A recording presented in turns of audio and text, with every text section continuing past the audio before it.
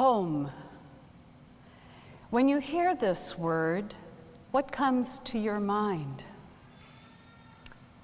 The ache for home lives in all of us, the safe place where we can go as we are and not be questioned. Home is where the heart is.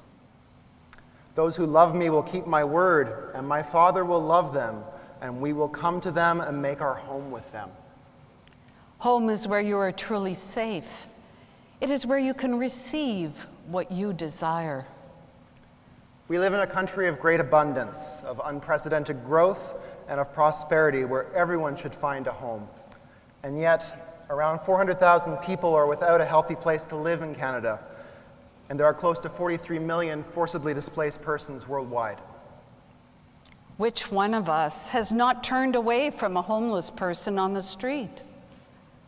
How many of us have wished that they would just disappear? They are faceless. They are voiceless. He walks on, doesn't look back.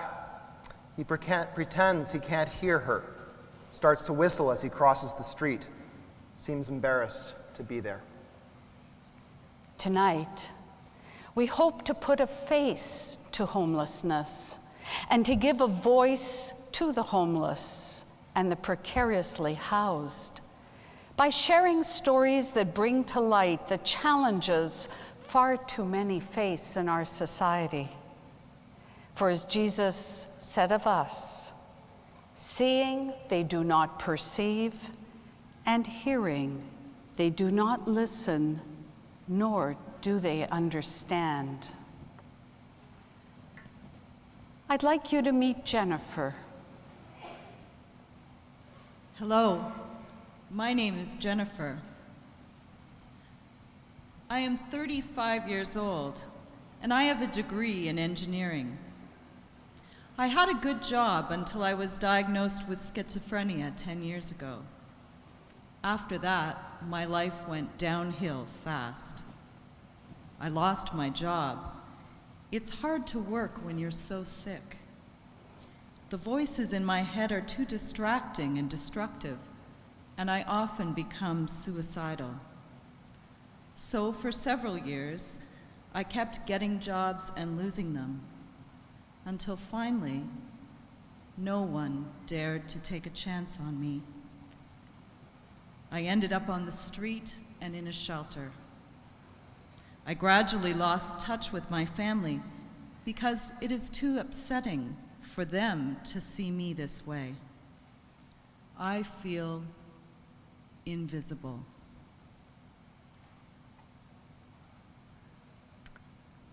He cast out the spirits with a word and cured all who were sick. Blessed are the poor in spirit, for theirs is the kingdom of heaven. 1 in 5 Canadians will experience a mental illness in their life, twice as many women as men.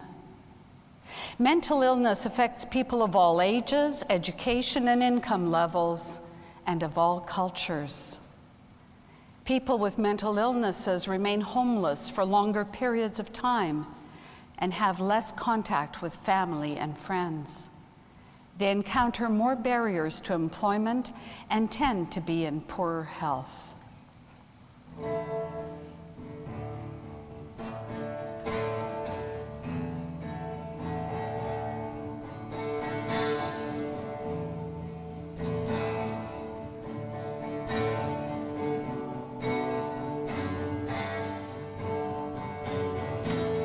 Listen now to Pierre's story. I didn't see it coming. First, it was the transformation agenda. It quickly turned into the right sizing exercise. Then came transition assistance. Finally, there on my desk was the proverbial pink slip.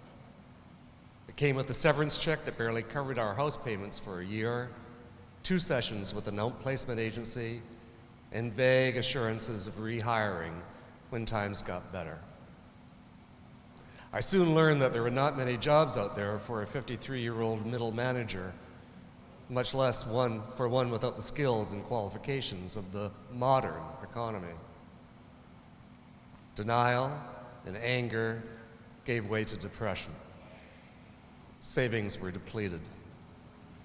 Insurance premiums fell by the wayside, and when the bank foreclosed on the house, my wife and two teenage children left me, alone, bitter, with no real hope. Not sure what comes next. I know what it is to have little, and I know what it is to have plenty. Be merciful to me, O God, for in you my soul takes refuge. Structural unemployment, a mismatch between the demand and the supply of knowledge and skills, is deeper and lasts longer. Middle managers are not well equipped for the new economy, and long-term joblessness is an unforgiving economy, and it hits older workers harder.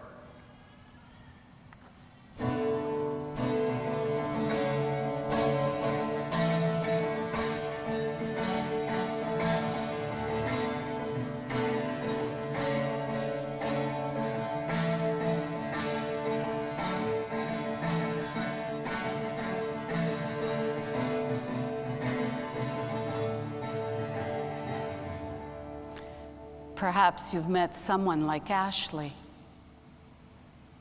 I'm 17 years old.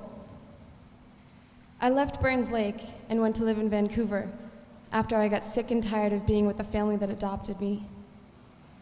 They were way too strict and treated me mean. I tried to run away many times before. Also, I was tired of being called names by the white kids. In Vancouver, it's hard to pay the rent. I shared an apartment with a friend, but me and my friend couldn't find jobs to make enough money. So when we can't find a friend's couch to crash on, we're living on the street. I feel accepted here. I have a little boy back in Burns Lake. He's 3. I worry he'll go into care. My older sister's looking after him for now.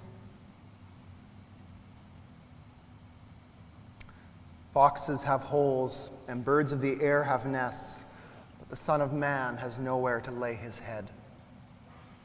The strength of a nation derives from the integrity of the home. 1 in 7 users of emergency shelters across Canada are children, and 1/3 of Canada's homeless are youths ages 16 to 24. Among the hidden homeless are those living in cars, motels, and couch surfing with friends. Aboriginal youth are overrepresented in the homeless population, often in a vicious cycle of care, custody, and incarceration.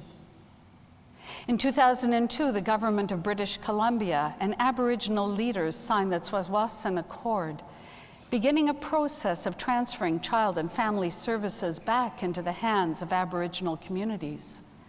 Community members largely talked about this process as a positive development and felt hopeful for the future. However, some participants also spoke about the challenging process of negotiation and capacity building, and the need for community-level healing as a foundation for this work.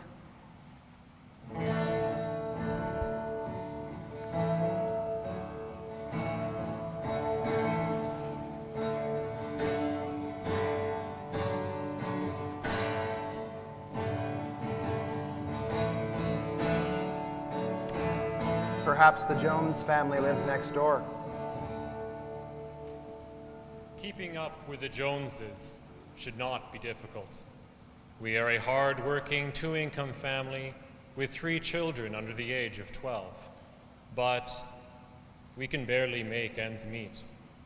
Living in one of Canada's biggest cities, the cost of living is high, with rent taking up more than 30% of our combined income.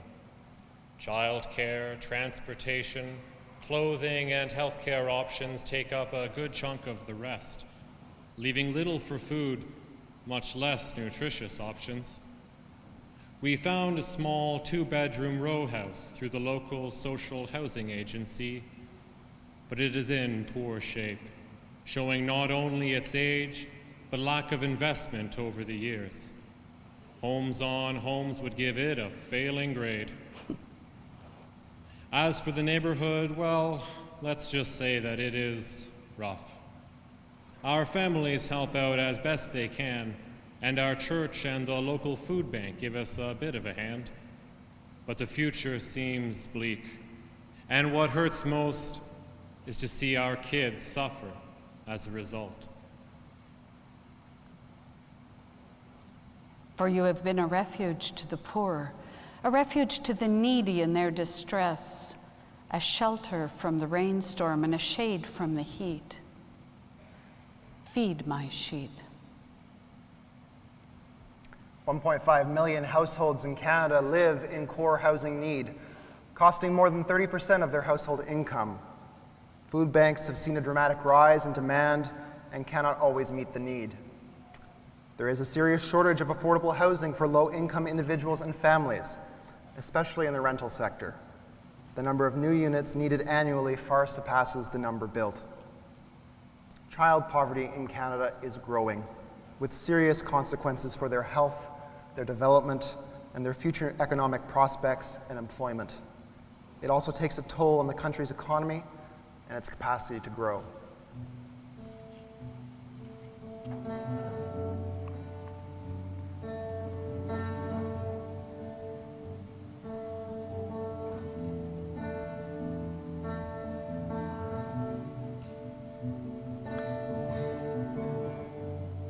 Children grow up, but the challenges remain, as we hear from Margaret, Jonathan's mom. My husband, Jeffrey, and I tried for years to have a child. When I finally got pregnant later in life, we were overjoyed, even when we discovered that our baby would be born with a developmental disability. I always knew that I would love him no matter what, and that I would fight for his rights. Jonathan was born with severe autism, coupled with Tourette's syndrome.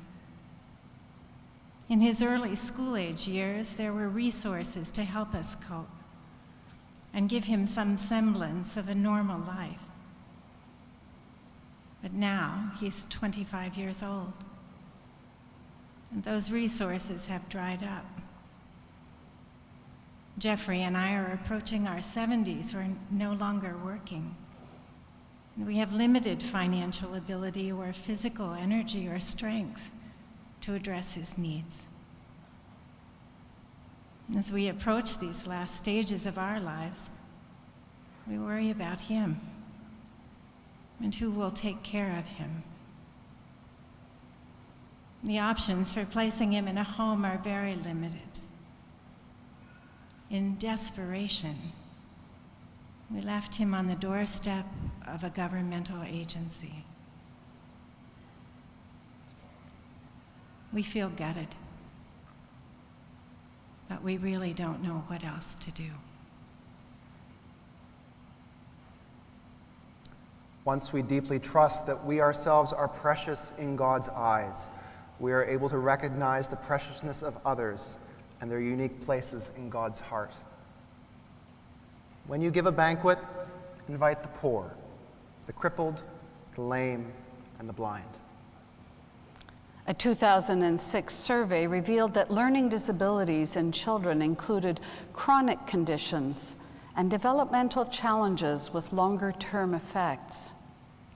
Housing options for adult persons with disabilities are limited and underfunded, and 1 in 5 disabled persons have low incomes. A growing number of adult children are forced to live with their parents.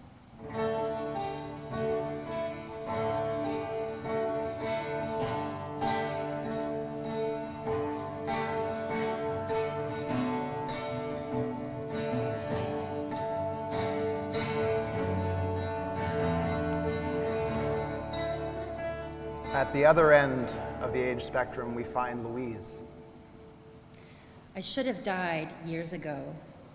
When I go to bed at night, I pray that the good Lord will take me to that home of eternal rest. You see, I am now 85 years old. My husband, Gilles, died 10 years ago. We had 45 good years together. We had put money aside for our retirement and moved into that nice, modern seniors residence with all the amenities. Like so many others around here, though, the money has run out. I have outlived my life expectancy. The children live far away and have enough worries of their own. I have cut down to 1 meal a day.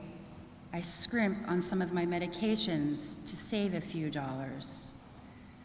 The social worker has put my name on the waiting list for affordable accommodations for seniors, but it is a mile long.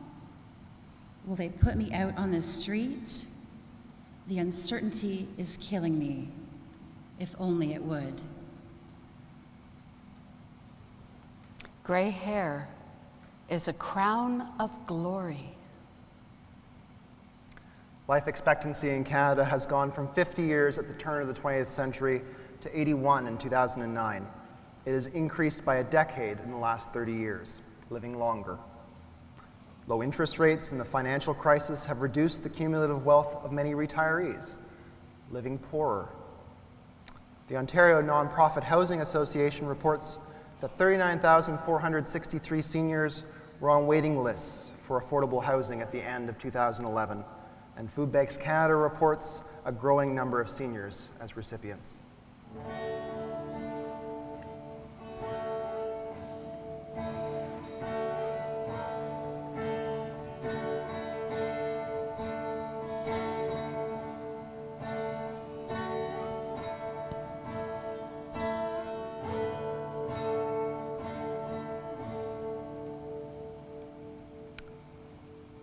For I was hungry, and you gave me food.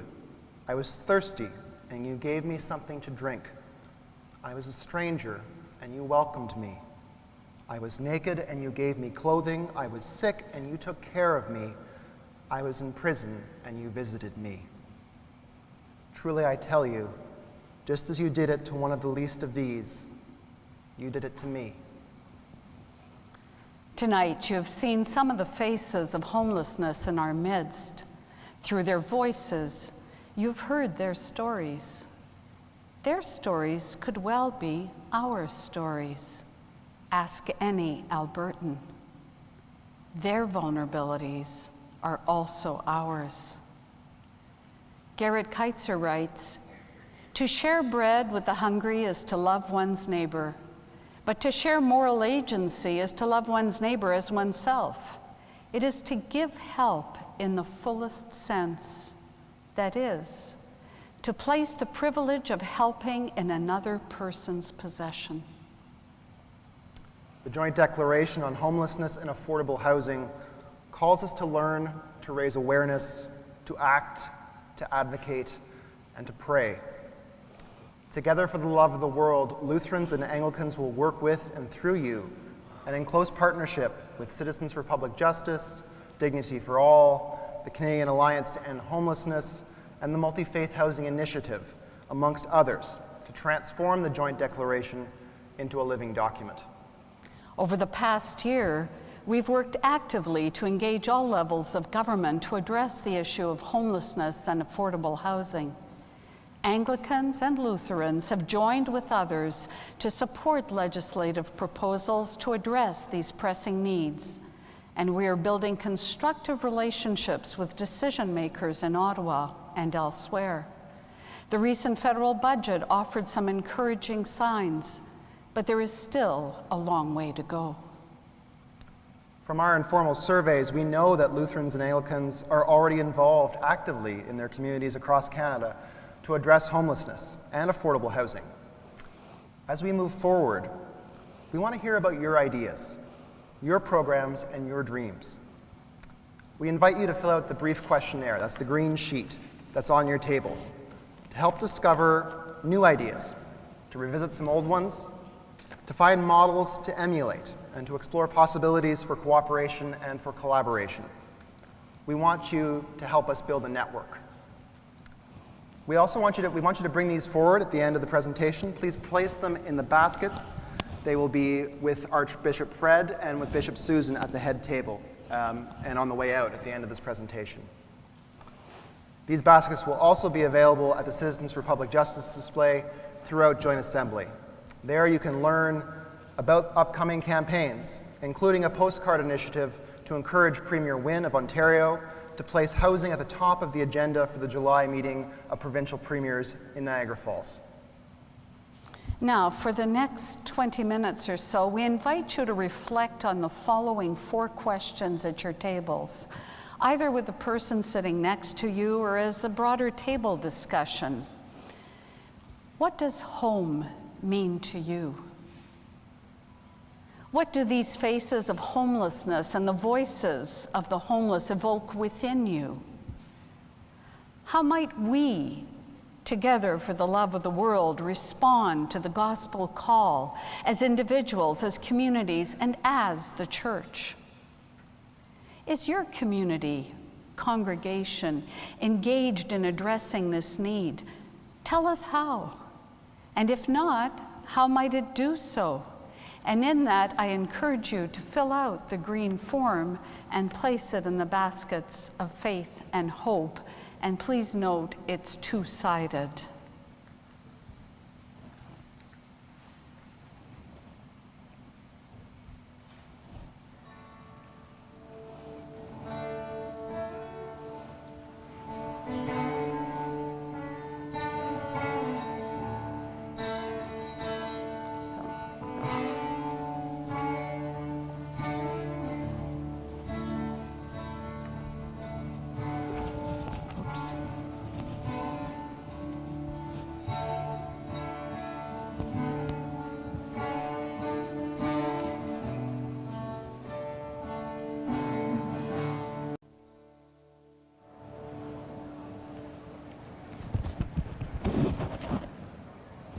We hope that your conversations have been rich, fruitful, and engaging. The main elements of this presentation are available in the brochure you have on your tables, and will also be available shortly online for use in your parishes and in your congregations. Before closing, I wanted to take a moment to thank those who interpreted the stories of the homeless tonight. Lisa Chisholm-Smith, Ron Chaplin, Daniela Gunn-Doerge, Noel Platte, the Reverend Dr. Linda Privitera, Shannon Cottrell, and our guitarist par excellence.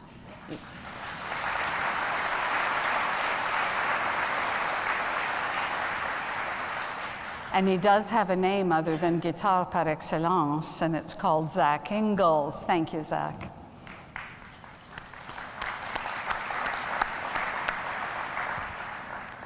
I want to come back to the green sheet just briefly to say that we are building a network, and we'd like you to think of joining. So do think either tonight or in the course of the week to fill this out, even if it's just with an idea and you want to keep in touch, because together we can do great things with the power of the Spirit for the love of the world. In closing, I invite you to join us in a prayer that was written specifically for this occasion by the Reverend Ray Simpson, a prayer that captures the heart of this gathering and our unity and commitment to address the needs of others, together for the love of the world. Would you please stand?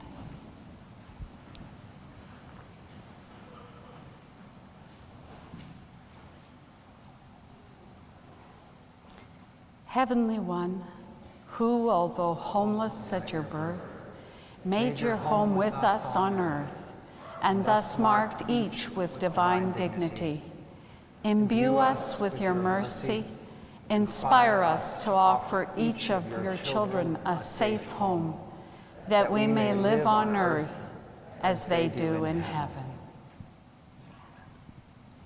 Sleep well.